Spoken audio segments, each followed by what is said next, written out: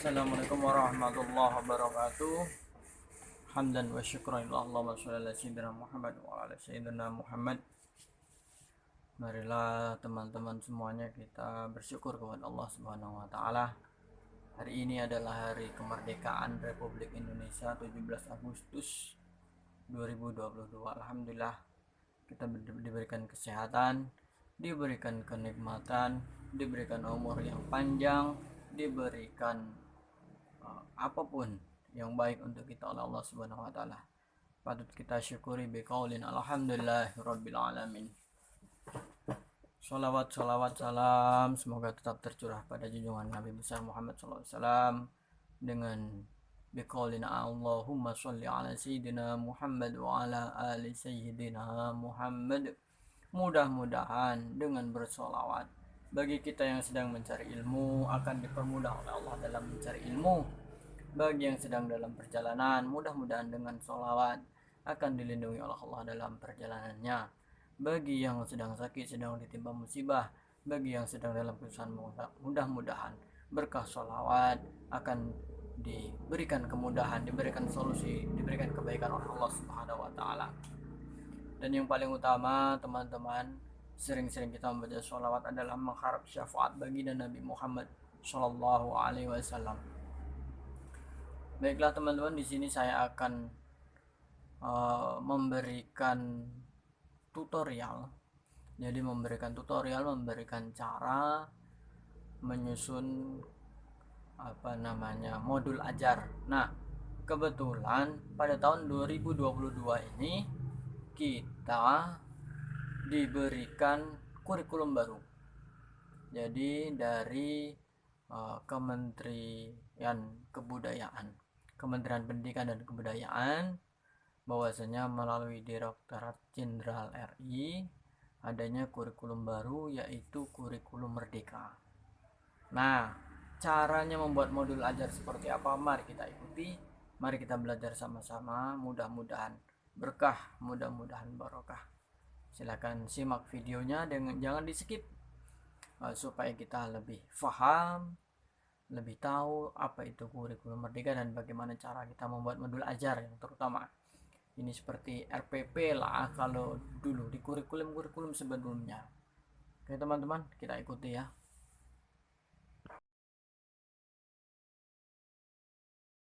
Akan membuat modul ajar, silakan diperhatikan, disimak videonya. Yang pertama adalah di sini saya sudah menyiapkan PPT-nya, silakan dipahami.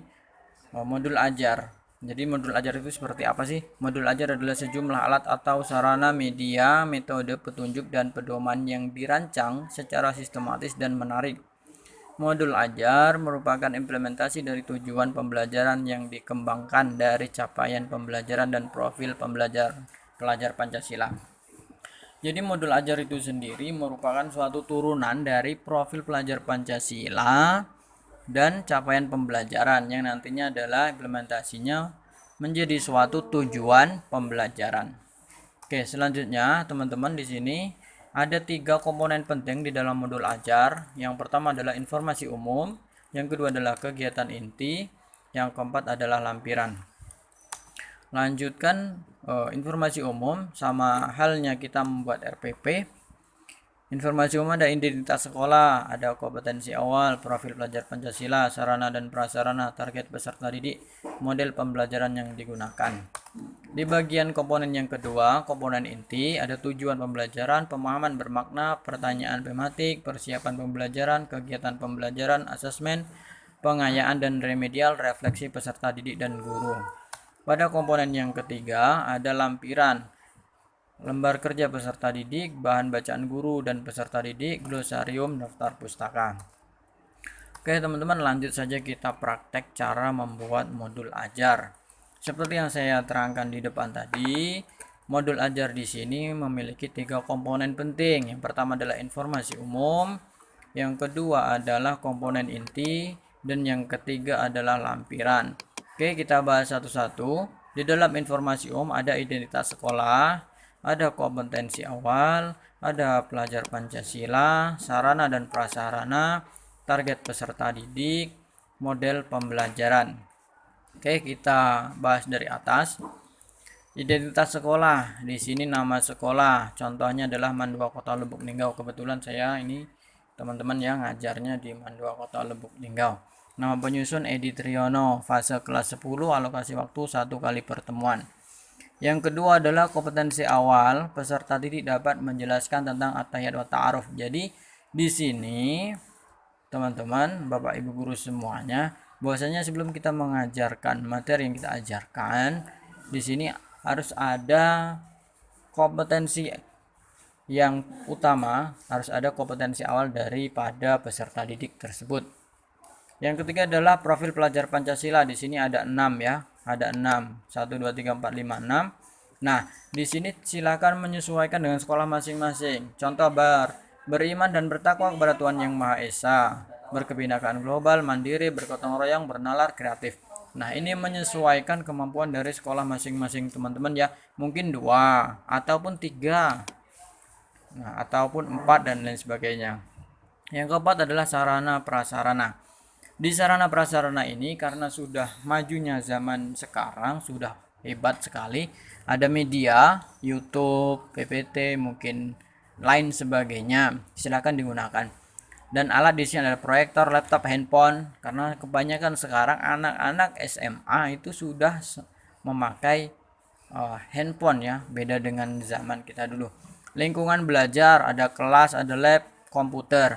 Mungkin teman-teman bisa menambahi di sini musola boleh juga, ataupun teman-teman menambahi di sini seperti perpustakaan juga boleh juga. Bahan bacaan ada di sini karena saya guru bahasa Arab, jadi di sini buku bahasa Arab, modul, kamus. Mungkin teman-teman bisa nambahi seandainya ada yang masih memakai LKS, maka boleh ditambah di sini LKS. Yang kelima adalah target peserta didik. Ada peserta didik reguler, peserta didik dengan kesulitan belajar, peserta didik dengan capaian tinggi. Model pembelajaran, ada model pembelajaran tatap muka, model pembelajaran jarak jauh. Ini contohnya teman-teman ya, model pembelajaran jarak jauh karena kita sudah zamannya sudah hebat. Mungkin kita pakai Zoom, mungkin kita pakai YouTube, mungkin kita pakai WA, mungkin kita pakai Telegram dan lain sebagainya. Oke, kita masuk ke komponen yang kedua dari modul ajar adalah komponen inti. Nah, di komponen inti inilah nanti teman-teman akan sama persis seperti RPP pada kurikulum sebelumnya. Oke, komponen inti di sini ada tujuan pembelajaran, pemahaman bermakna, pernyataan pertanyaan tematik, persiapan pembelajaran, kegiatan inti dan penutup. Oke. Kita bahas nomor 1 adalah tujuan pembelajaran. Siswa dapat menulis at-tahiyat wa ta'aruf dengan memperhatikan struktur dan tata tulis yang benar. Karena saya guru bahasa Arab, jadi materi yang saya buat dicontohkan di sini adalah materi bahasa Arab. Seandainya teman-teman adalah guru bahasa Indonesia, mungkin siswa dapat menulis karangan atau karangan deskriptif dan lain sebagainya sesuai dengan teman-teman ngajarnya pada mapel apa. Oke, pemahaman bermakna. Manfaat yang diperoleh setelah mengikuti pelajaran, manfaat tersebut nantinya dapat peserta didik terapkan dalam kehidupan sehari-hari. Selanjutnya adalah pertanyaan tematik. Pernahkah menulis at-tahiyat wa ta'aruf? Bagaimana langkah-langkah at-tahiyat wa ta'aruf? Bagaimana cara menerapkan at-tahiyat wa ta'aruf? Contoh, jika teman-teman merupakan guru bahasa Indonesia nih, pernahkah menulis karangan? Atau pernahkah menulis puisi? Atau pernahkah menulis yang lain sebagainya? Yang keempat adalah persiapan pembelajaran. Anda menyiapkan materi at-tahiyat wa ta'aruf, menyiapkan LKPD. Yang kelima adalah kegiatan pembelajaran nih yang sering kita buat di RPP kita ya. Ada pembukaan, ada kegiatan inti dan ada penutup. Oke, pembukaan guru mengucapkan salam dan mengecek kehadiran sama ya. Guru dan siswa berdoa bersama. Guru menyampaikan tujuan pembelajaran dan garis besar kegiatan pembelajaran. Apresiasi dan memberi pertanyaan tematik. Kegiatan inti, guru menyampaikan materi tentang at-tahiyat wa ta'aruf. Contoh, kalau guru bahasa Indonesia mungkin guru menyampaikan materi tentang karangan deskriptif dan lain sebagainya. Guru memberikan kesempatan untuk mengidentifikasi, siswa memberi kesempatan untuk mendiskusi, siswa diberi kesempatan untuk mendiskusikan, siswa mempresentasikan hasil diskusi. Yang selanjutnya adalah penutup. Guru dan siswa membuat kesimpulan. Guru menutup kegiatan pembelajaran. Bagian yang keenam dari komponen kedua dari modul ajar adalah asesmen. Jadi yang pertama adalah diagnostik, ada formatif, dan yang ketiga adalah sumatif. Yang pertama kita bahas dulu. Diagnostik adalah asesmen sebelum pembelajaran. Formatif adalah asesmen selama pembelajaran, yaitu yang berisi penilaian proses, observasi sikap, keterampilan, dan pengetahuan. Yang ketiga adalah asesmen pada akhir proses pembelajaran. Oke, selanjutnya adalah pengayaan dan remedial. Nah, teman-teman di sini pengayaan bisa menulis at-tahiyat wa ta'aruf, remedial bisa menulis at-tahiyat wa ta'aruf sesuai dengan masing-masing mapelnya. Yang kedelapan adalah refleksi. Apakah siswa aktif dalam pembelajaran? Apakah kendala dalam pembelajaran? Apakah siswa dapat dianggap pantas dalam pembelajaran? Yang ketiga, bagian komponen yang ketiga dari modul ajar adalah lampiran. Teman-teman di sini bisa isikan. Contoh yang saya buat adalah buku bahasa Arab, bahan bacaan guru dan peserta didik, glosarium, daftar pustaka. Nah, yang baru di sini adalah glosarium. Oke teman-teman, ini contohnya kita membuat modul ajar.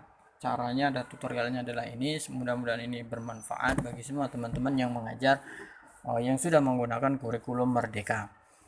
Dan kita ketahui bahwasanya kita harus berprasangka baik dengan siapapun. Jangan beranggapan kurikulum ganti lagi, kurikulum ganti lagi, kurikulum ganti lagi, jangan.